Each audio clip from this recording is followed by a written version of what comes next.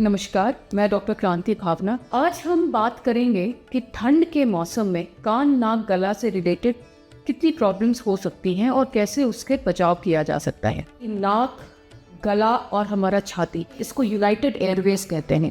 तो कई बार इन्फेक्शन नाक से ट्रैवल करके सीधा हमारे छाती को भी इफेक्ट कर देता है। नाक और कान हमारे कनेक्टेड होते हैं दो ट्यूब्स के द्वारा, जिसको स्टेचियल ट्यूब कहते हैं। तो अगर नाक में इन्फेक्शन हो गया तो कई बार हमारे कान भी इफेक्टेड हो जाते हैं। तो ये समझना आवश्यक है कि ठंड के मौसम में बचाव कैसे किया जाए।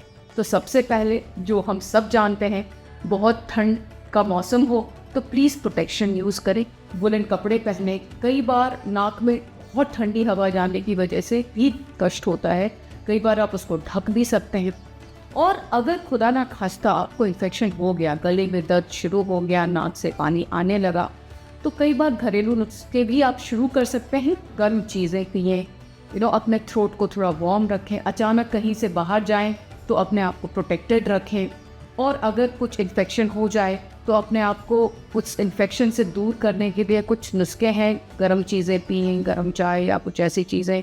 लेकिन साथ में अगर वो इन्फेक्शन बढ़ जाए तो टाइम ही ज़रूरी है कि ट्रीटमेंट शुरू हो। स्पेशली क्योंकि हम कान में अगर इन्फेक्शन हो जाता है तो कई बार वो कान के इन्फेक्शन बहुत सीरियस भी हो जाते हैं। तो ईएनटी सर्जन के पास टाइमली आना भी ज़रूरी होता है। साइनस की कंप्लेन से हेडेक भी होता है, उस हेडेक को भी सॉर्ट आउट करने के लिए, ट्रीट करने के लिए नाकों के इन्फेक्शन का कंट्रोल होना ज़रूरी होता है। तो अपने आप को सर्दी के मौसम में बचा के रखना काफ़ी आवश्यक है, कान, नाक, गला की बीमारियों से दूर रहने के लिए। और जैसा मैंने कहा कि ये सारी चीज़ें फिर छाती को इफेक्ट करती हैं और अगर टाइमली कंट्रोल ना हो तो निमोनिया तक हो सकता है। ठंड के मौसम में वायरस का अटैक बहुत कॉमन होता है, हम लोग इस चीज़ को नज़रअंदाज नहीं कर सकते हैं।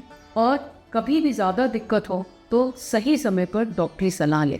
Thank you.